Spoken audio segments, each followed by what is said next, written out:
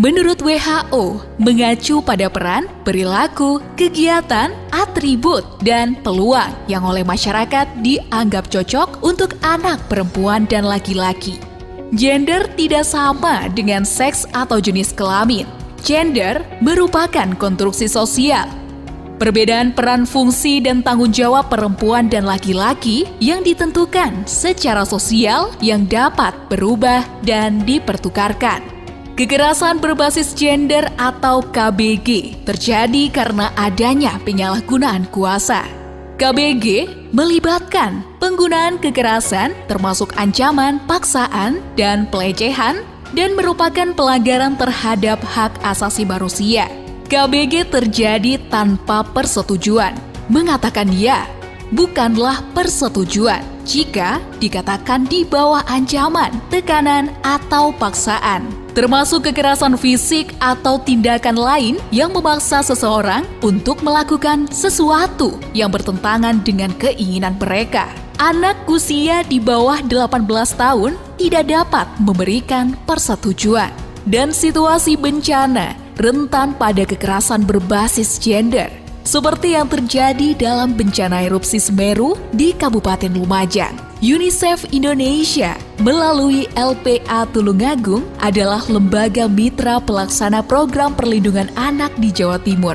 Berkomitmen mendukung upaya mitigasi resiko kekerasan berbasis gender dan perlindungan dari eksploitasi dan perlakuan salah seksual.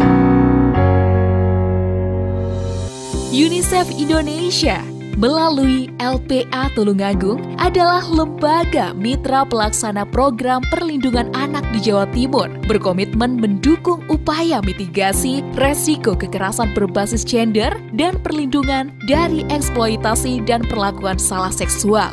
Salah satunya dengan menginisiasi workshop mitigasi resiko kekerasan berbasis gender di Jawa Timur dan pelatihan bagi garda terdepan perlindungan anak di Kabupaten Lumajang. Hal ini sebagai peran yang strategis dalam upaya menyebarluaskan pemahaman dan melakukan mitigasi kekerasan berbasis gender. Desain mitigasi resiko kekerasan berbasis gender meliputi 1. Sumber daya layanan atau pemberi manfaat. 2. Komunitas, anak orang dewasa. 3. Keamanan pada lokasi, sarana dan prasarana. 4. Regulasi dan pengaturan di lokasi pengungsian. 5. Mekanisme perencanaan, pengawasan, dan pelaporan.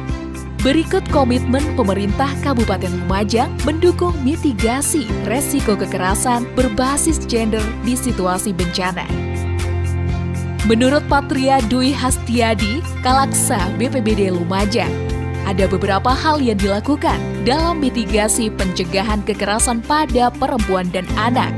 Pertama, penertiban petugas yang formal dan relawan yang bertugas di lapangan. Kedua, menata seideal dan seramah mungkin pada perempuan dan anak. Termasuk juga pemberian sekat pada tenda, ada ruang privasi, dan memisahkan toilet. Yang pertama, di dalam tenda-tenda pengungsian, coba kita buat mereka bisa tinggal dengan nyaman dalam bentuk kelompok keluarga. Kemudian di dalam tenda besar itu kita beri sekat-sekat yang bisa menjadi ruang privasi untuk beraktivitas, khususnya bagi perempuan dan anak-anak. Kemudian di tempat-tempat toilet umum dan lain sebagainya, kita pisahkan antara toilet untuk perempuan dan laki-laki. Kemudian penataan arus keluar masuk itu juga kita tata sehingga di tempat-tempat privasi itu tidak menjadi jalur lalu lalangnya baik itu para tamu, relawan atau masyarakat umum. Kalau ada laporan tentang kekerasan berbasis gender, akan melibatkan Dinas Dalduk KBPP sebagai leading sektornya, terutama pada pemahaman tugas dan pokok fungsi Satgas, supaya tidak terjadi pelanggaran dan tindak kekerasan. Salah satu leading sektor dalam penanganan pengungsi adalah Dinas Sosial Kabupaten Lumajang. Dinas Sosial menerjunkan petugas di wilayah bencana. Ada Peksos, terus ada ada tagana, terus ada lagi TKSK. Iya. Ya, kalau tagana itu jumlahnya besar sekali, sekitar 30 orang ya. Kalau dari TKSK sekitar 20 orang. Iya. Terus sama Peksos 2 orang. Strategi dinas sosial supaya petugas bisa berkontribusi terhadap kekerasan seksual yang biasa terjadi di daerah penampungan. Di antaranya, Kode etik tentang pencegahan kekerasan seksual, misalnya tata cara untuk melayani para pengungsi, itu ada apa? Harus ada tempat yang terang dan jelas, rumah layanan psikologi atau rumah untuk Pak Sutri juga di tempat yang dilakukan, yang ada keterangan. Nomor satu juga untuk mentaati peraturan. Iya. Salah satunya misalnya melaksanakan di jam kerja. Yang kedua, tidak membawa minuman keras saat masuk ke ruang fasilitas itu. Yang ketiga, membersihkan semua alat-alat yang setelah dipakai.